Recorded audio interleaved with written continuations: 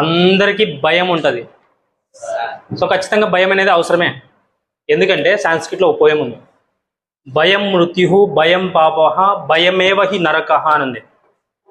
అంటే నీలో ఈ నెల లాస్ట్ వరకు కూడా సబ్జెక్ట్ రాలేదనుకో, భయం లోపల పుడుతుంది, ఇంకా లోపల నుంచి గుద్దుతుంటది ఇట్లా, లే అయిపోయారా నీ బతుకు, అయిపోయిందిరా అని. అందుకే భయం లోపలికి రాకముందే మనం సబ్జెక్ట్ లోపలికి పెట్టుకోవాలా వద్దా? ఆ భయం వస్తే మామూలుగా ఉండదు. సబ్జెక్ట్ రాదు, కొన్ని క్వశ్చన్స్ నేర్చుకుంటావు, ఆ కొన్ని క్వశ్చన్లు వస్తాయో రావు అని మళ్ళీ భయం స్టార్ట్ అవుతుంది. కంప్లీట్గా మైండ్ ఫ్రీగా చదవాలి మనం. నువ్వు పేపర్ మీద రాసుకో కావాలంటే, నీ సబ్జెక్ట్స్ 6 సబ్జెక్టులు రాసుకొని ఏ సబ్జెక్టు నాకు అతిగా భయపెడుతుంది, నన్ను బాధ పెడుతున్న సబ్జెక్ట్ ఏంది అనేది నువ్వు క్లియర్గా తెలుసుకోవాలా. ఇది దీనికోసమంటే కాదు, మీకోసమే.